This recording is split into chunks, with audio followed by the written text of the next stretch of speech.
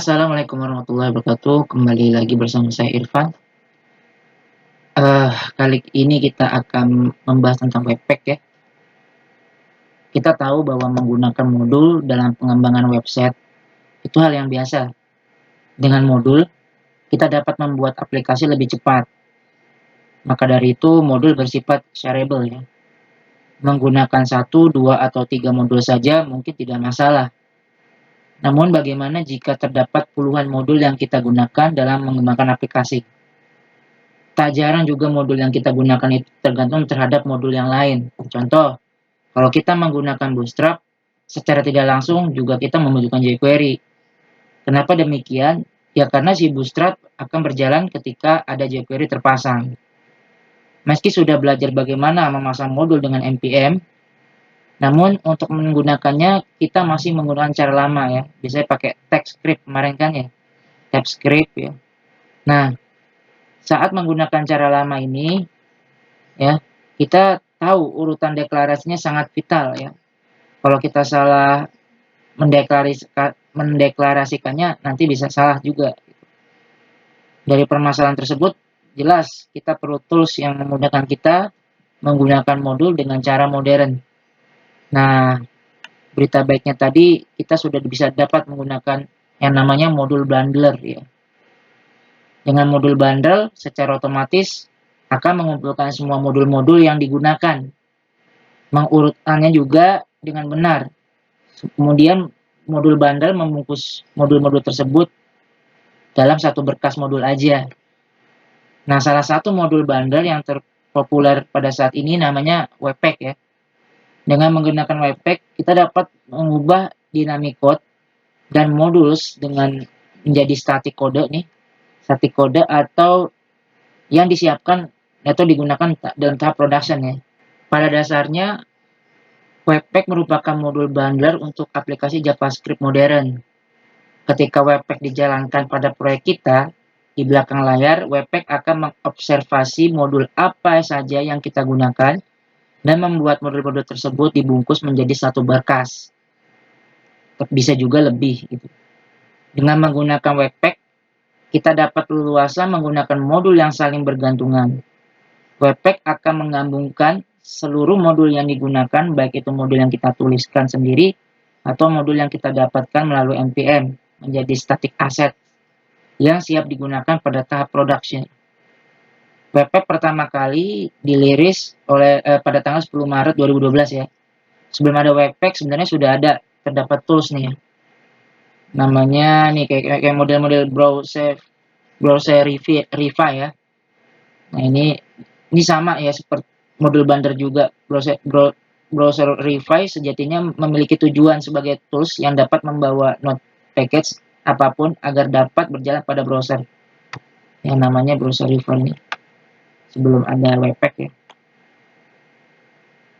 Secara tidak langsung ia perlu berperan sebagai modul bundler ya. Sebabnya ketika menggunakan node package ya, tentu paket tersebut terpisah dari kode yang kita tulis sendiri. Nah, nanti ini untuk menggabungannya dia nanti pakai Node.js ya. Dengan perintah required dan ya, dengan perintah required dengan menggunakan browser Refi kita ini perintah required tersebut dapat digunakan pada browser. Jadi kalau ada browser Refi ini mau browser apapun nanti bisa jalan node package-nya. Dari segi konsep sih browser Refi ini dan Webpack ini sangatlah berbeda ya. Namun kita dapat mengkategorikan keduanya sebagai modul bundler.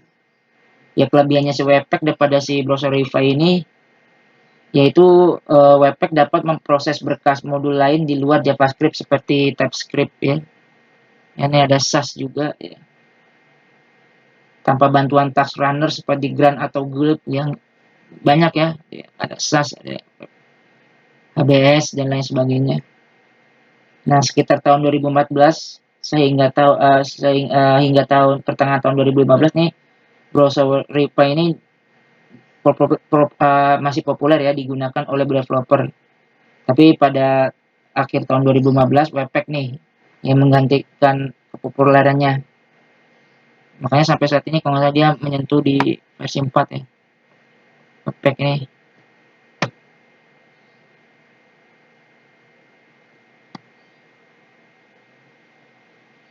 Kalau kita lihat untuk mempelajari lebih dalam, ya kita ke dokumen, coba di sini ada konsepnya ya.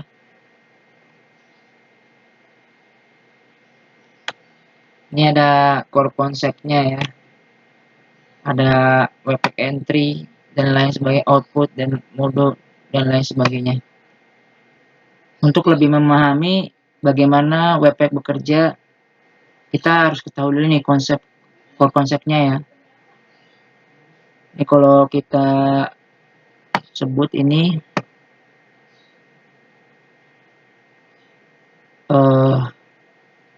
kalau ini kan ada misalnya ada Cloud.js atau Cloud.js, ini tuh kita sebut di sini dependensi graph ya.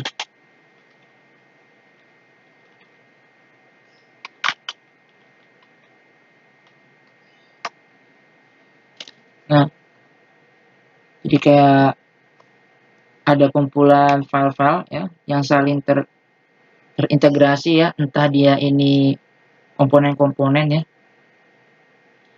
komponen-komponen yang dipanggil melalui main.js.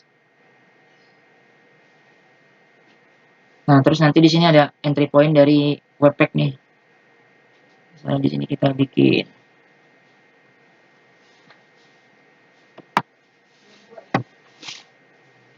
di sini webpack ya.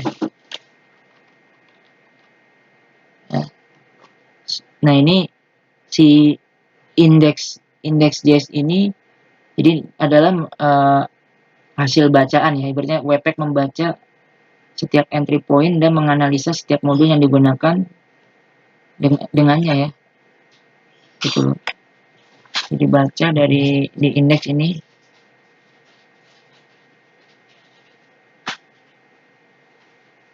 Terus si webpack itu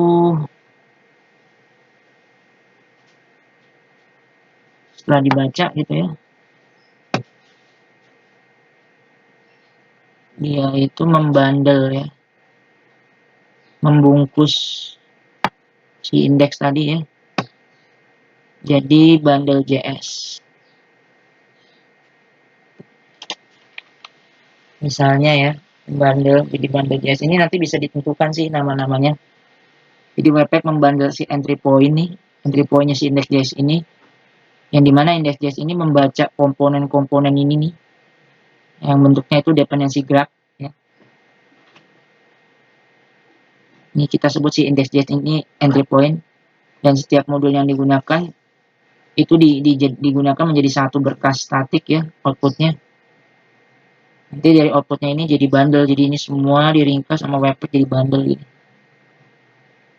Itu modelnya begitu. Makanya di sini ada 5 hal yang perlu ditekankan nih. 5 konsep penting ya dalam webpack ya,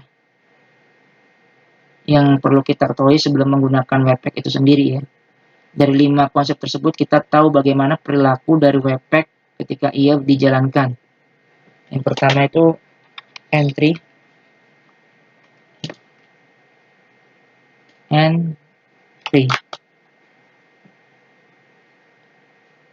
Entry itu titik awal di mana webpack akan menganalisa berkas dan bentuk dependensi graph-nya gitu ya. Ini kan titik awalnya kan indeks nih ya, makanya indeksnya kita sebut entry point-nya.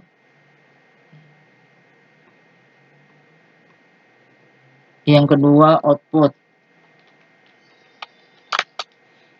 berkas bundle yang dihasilkan dari berkas-berkas yang dianalisa sama webpack berdasarkan entry point ini.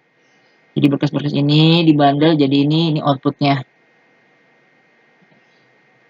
Terus nanti ada lagi namanya loader.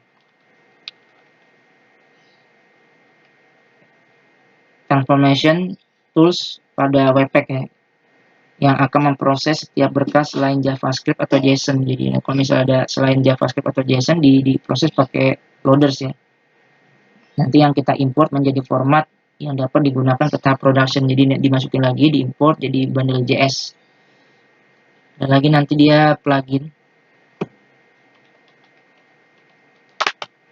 Itu digunakan untuk melakukan tugas seperti optimasi bundle, manajemen aset, dan lain sebagainya ya. Itu plugin.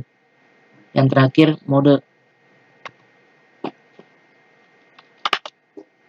kondisi yang digunakan Webpack sebagai acuan optimasi.